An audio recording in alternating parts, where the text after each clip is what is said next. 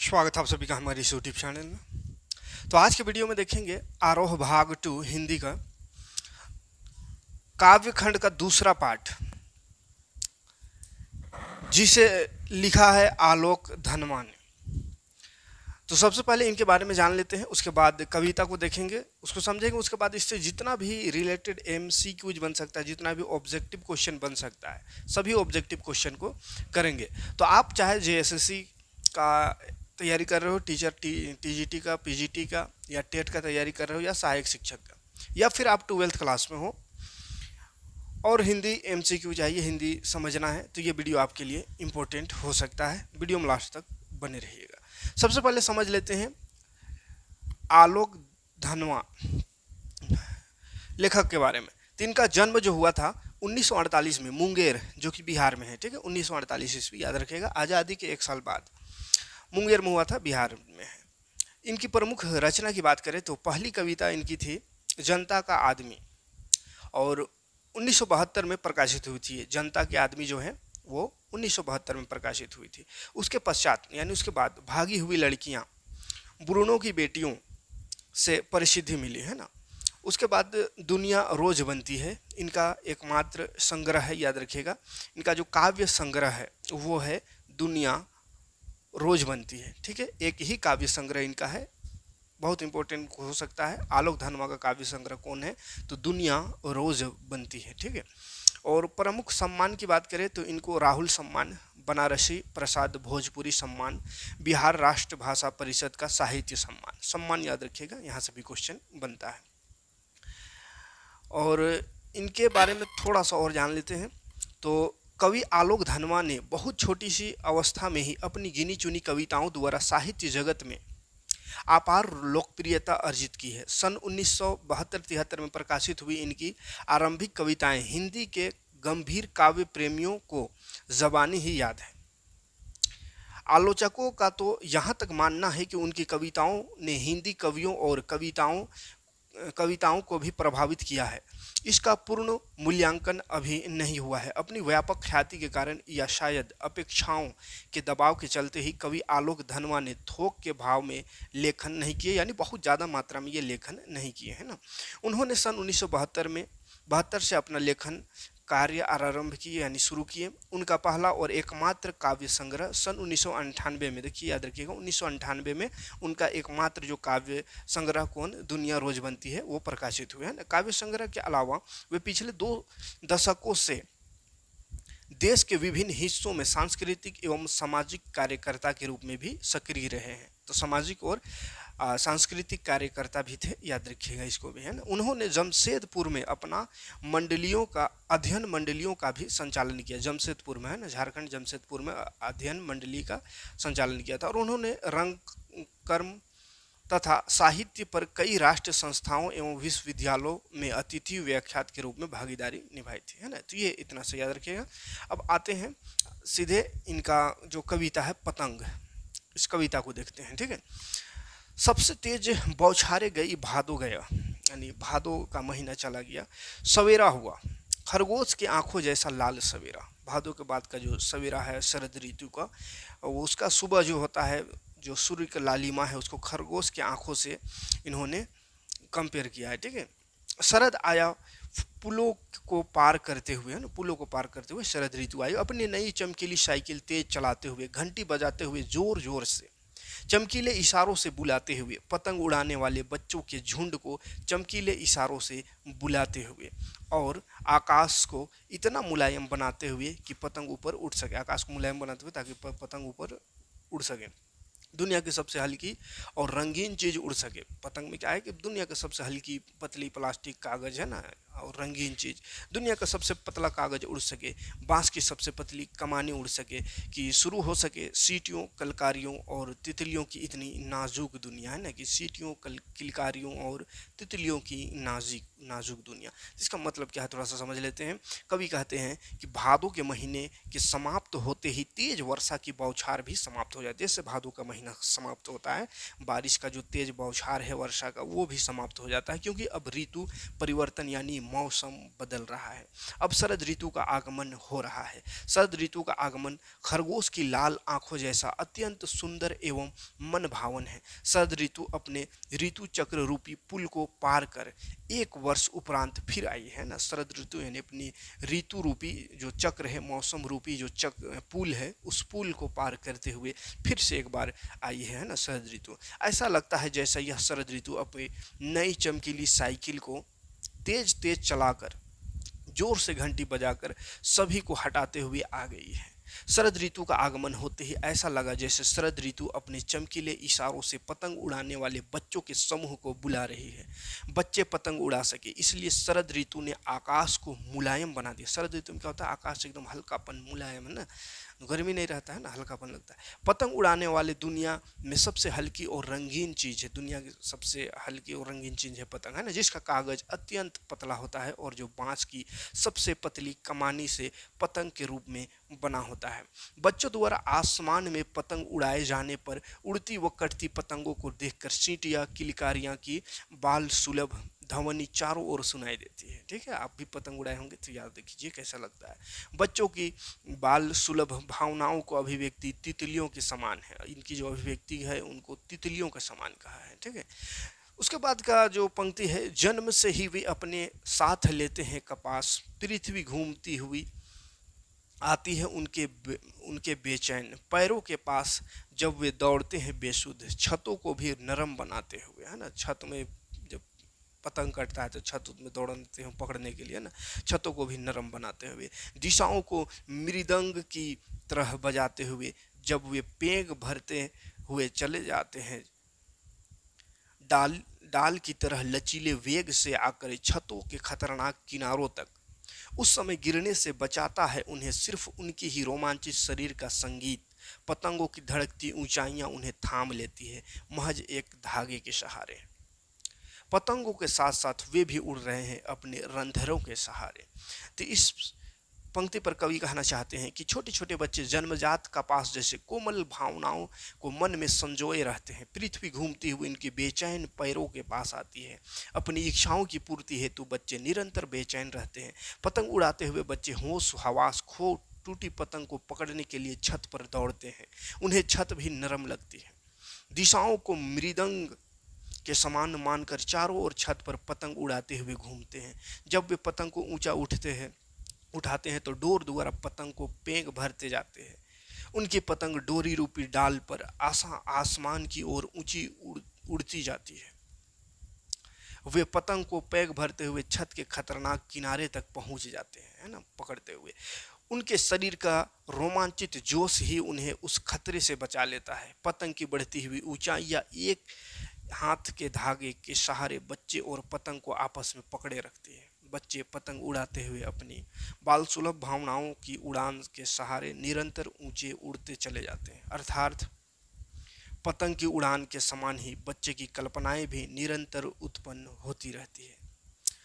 फिर लास्ट पंक्ति है, अगर वे कभी गिरते हैं छतों के खतरनाक किनारों से, मतलब कभी अगर गिर गया बाई चांस और बच जाते हैं, तब तो और भी निडर सुनहले सूरज के सामने आते हैं, मतलब और निडर हो जाते हैं। तब पृथ्वी और भी तेज घूमती हुई आती है उनकी बेचैन पैरों के पास।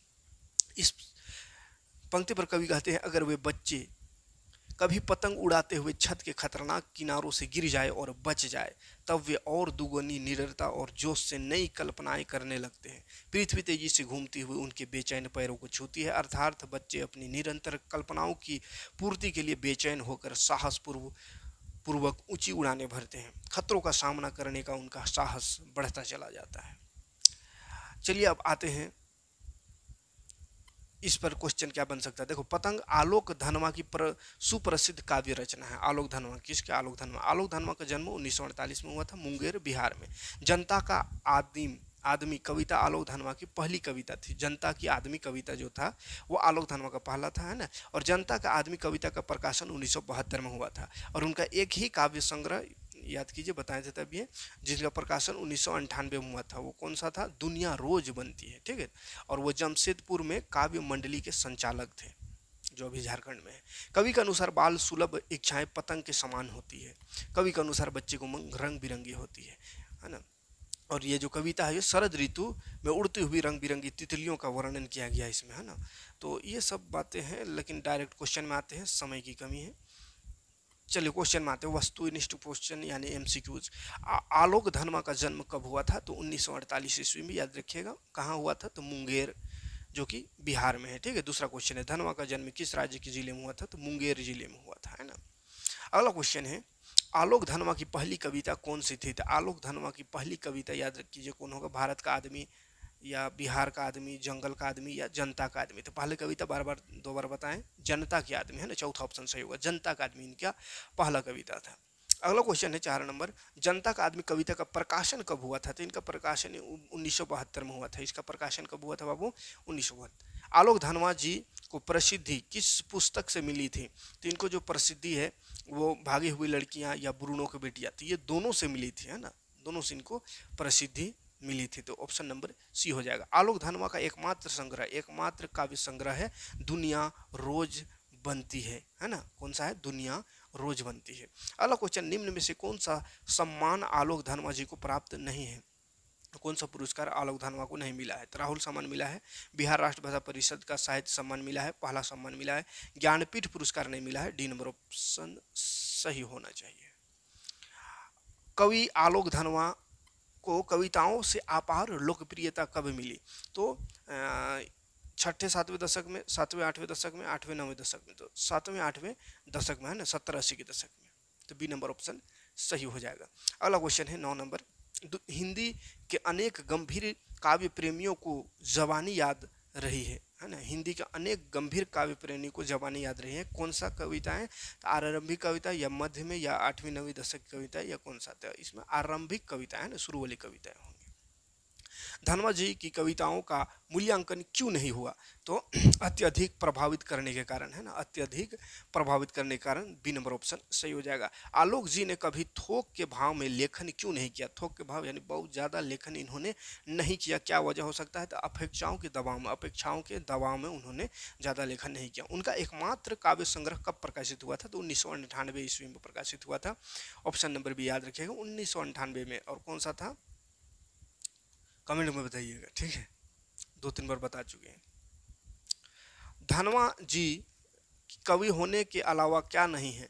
तो सांस्कृतिक कार्यकर्ता है, सामाजिक कार्यकर्ता है, राजनीतिक कार्यकर्ता नहीं है। वो कोई राजनेता या राजनीतिक में नहीं जुड़े हुए नहीं थे। सी नंबर ऑप्शन सही होगा। आलोक धनवा जी ने काव्य मंडलियों का संचालन कहाँ किया? तो जमशेदपुर में, याद रखिएगा, जमशेदपुर में।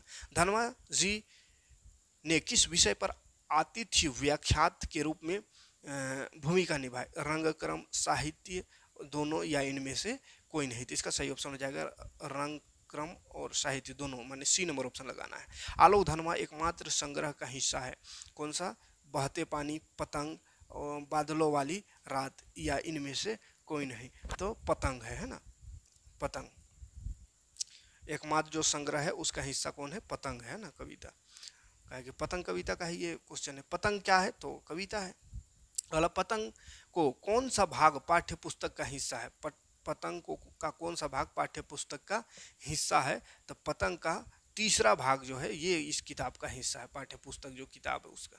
पतंग में चित्रण किया गया है। पतंग में क्या चित्रण किया गया है? तो जीवन में उत्थान पतन, जीवन में सुख दुख, बाल सुलभ इच्छाओं और उमंग। तो बाल सुलभ यानी बच्चों का इच्छा और उमंग को दिखाया गया है। सी नंबर ऑप्शन सही हो जाएगा। 20 नंबर को क्वेश्चन में आवेंगे तो कविता में सुंदर बिंबों का उपयोग क्यों किया गया है? तो बाल क्रियाकलापों में, प्रकृतिमय परिवर्तनों की अभिव्यक्ति होती है। तो दोनों सही होगा, है ना, बच्चों के लिए भी और प्रकृति का वर्णन में भी। तो दोनों सही है, सी नंबर ऑप्शन। 21 नंबर है, बच्चों के उमंगों का रंग बिरंगा सपना है, चॉकलेट, खिलौना, छोटी भीम, या पतंग? तो पतंग है ना। बालपन की चाहत है, यानी बचपन का, बच्चों का चाहत है। क्या चाहत है? पतंग की ऊंचाई को छूना, पतंग को पार जाना। तो दोनों है ना, पतंग ऊंचाई छूना, पतंग के पार जाना। कविता धीरे धीरे बिंबों की नई दुनिया में ले जाती है। वह कौन सा ऋतु है? तो वह शरद ऋतु है, शरद ऋतु की ओर ले जाती है। कवि के अनुसार किसकी रंगीन दुनिया है? तो तितलियों की रंगीन दुनिया होती है ना। बी नंबर ऑप्शन सही हो जाएगा, 24 का, तितलियों की रंगीन। कविता में कौन सा वाद्य यंत्र बजता है? तो मृदंग है ना, मृदंग बजता है। सी नंबर ऑप्शन सही हो जाएगा, कविता में मृदंग का जिक्र है। निम्न में मृदंग किधर से बजते हैं? तो इधर पूर्व उत्तर नहीं, दिशा, दिशा से खाली होगा ना, दिशा, तो दिशा सी नंबर ऑप्शन सही होगा। क्योंकि इसमें उत्तर पूर्व कुछ नहीं लिखा हो कविता में, बस दिशा हुआ है, दिशा मृदंग, दिशा में मृदंग बजते हैं। कविता में कहाँ से गिरने का भय है? छत से गिरने का डर है, छत से, ठीक। गिरकर संभलने वाले बच्चे क्या होते हैं? तो भय से विजय प्राप्त करना में पिटाई होती है, या दोबारा प्रयास नहीं करते, या इनमें से कोई नहीं, तो भय पर विजय प्राप्त कर लेते हैं गिरकर उठने वाले बच्चे। ए नंबर ऑप्शन सही होगा। नई पतंगों को सबसे ऊंचा उड़ाने का हौसला किस माह से संबंधित है? तो शरद ऋतु से, है ना। कवि किस ऋतु के आगमन पर प्राकृतिक परिवर्तन का मनोहर वर्णन किया है? तो वही शरद ऋतु का आगमन पर। कवि के अनुसार तेज बारिश की बौछारें किस माह के समाप्त होते ही खत्म हो जाती है? तो भादों के समाप्त होते ही। कवि के अनुसार कौन सा ऋतु खरगोश की लाल आंख जैसा अत्यंत सुंदर और मनभावन है? तो वही शरद ऋतु हो जाएगा। शरद ऋतु किसे बुला रही है? तो ठंड को, बच्चों को, खुशनुमा मौसम को, या कोई नहीं, तो बच्चों को बुला रही है, ठीक है, बच्चों को। दूसरा ऑप्शन सही हो जाएगा। अगला क्वेश्चन है 34 नंबर, बच्चों की बाल सुलभ अभिव्यक्ति किसके समान है? चिड़ियों के चहचहाट, तितलियों के समान, या नए शावक के समान, या इनमें से कोई नहीं। तो क्या हो जाएगा? तितलियों के समान, है ना, तितली का जिक्र है कविता में। छोटे छोटे बच्चे किसके जैसे कोमल भावनाएं मन में संजोए है? तो तितलियों जैसे, या कपास जैसे, या नई शावकों जैसे। तो 36 का आंसर क्या हो जाएगा? तितली का भी जिक्र है, कपास का भी है, ठीक है। तो लेकिन इसमें कोमल भावना की, कोमल भावना को कपास से कंपेयर किया गया है, तो कंपास इसका सही आंसर हो जाएगा। कंपास बोलते हैं, कपास है ना, कपास। बच्चों के बेचैन पैरों के पास कौन आती है? तो वो कहा आती है, कौन आती है? तितली, पृथ्वी, तो पतंग, पृथ्वी, कौन सा आती है? तो पृथ्वी आती है, ठीक है। सी नंबर ऑप्शन सही हुआ। अपनी इच्छाओं की पूर्ति हेतु बच्चे निरंतर रहते हैं, तो क्या प्रयासरत रहते हैं? प्रयासरत। अच्छा, प्रयासरत, मेहनती, बेचैन, तीनों एक ही लग रहा है, तो कविता के अनुसार बेचैन हो जाएगा, है ना, बेचैन रहते हैं, बेचैन।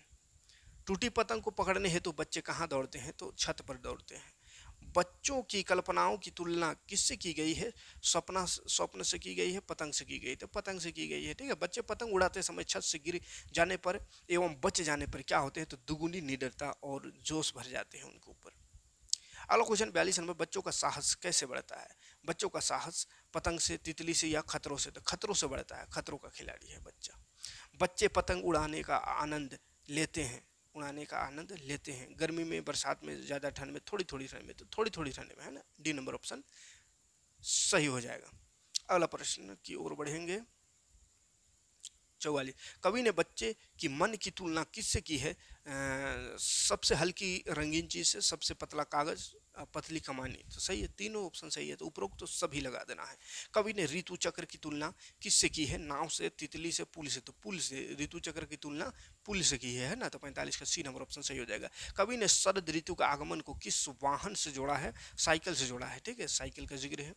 बच्चे किस तरह खतरों का एहसास से अपरिचित होते हैं? तो सड़क, छत, गली, छत के खतरों से, है ना, किस जगह के खतरों से बोला है? तो छत, है ना, 47 नंबर छत हो जाएगा आंसर। दिशाओं को मृदंग की तरह बजाने से तात्पर्य है? दिशाओं को मृदंग की तरह बजाने से क्या तात्पर्य है? तो पेंग भरना, है ना। चारों दिशाओं में घूमती हुई स्वर लहरी कौन भर रहा है? पतंग भर रहा है, बच्चे भर रहे हैं, या फिर तितली, या तो पतंग भर रहा है, ठीक है। चारों तरफ घूमते हुए स्वर लहरी। बच्चों को छत कठोर क्यों नहीं लगती? ठंडा मौसम, उत्साह, लापरवाही, कोई नहीं, तो उत्साह के कारण। किसके कारण? उत्साह। 51, आसमान में रंग बिरंगे पतंगों को देखकर क्या ख्याल आता है? तो ऊंची उड़ान भरने का, बड़ी उपलब्धियां पाने का, निरंतर क्रमशील व सपने देखने का? तो सब सही है, उपरोक्त सभी लगा देना है। 52 नंबर, जीवन में चेतना शक्ति का विकास होता है पतंग से, बच्चों से, संगीत से, या उपरोक्त सभी से? तो संगीत से, संगीत से, है ना।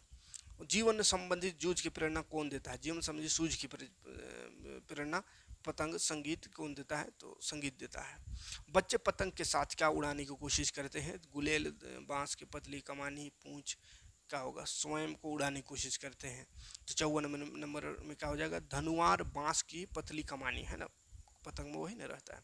पतंग उड़ाने के साथ बच्चे कैसे अभिव्यक्ति प्रकट करते हैं? तो बच्चे जो है पतंग उड़ाने के साथ सीटियां और कलकारियों से अभिव्यक्ति सीटियों और किलकारियों से अभिव्यक्ति प्रकट करते हैं। साइकिल की घंटी से बच्चे को क्या इशारा प्राप्त होता है? तो साइकिल की घंटी से बच्चे को एक दूसरे को बुलाते हैं ना, साइकिल की घंटी से।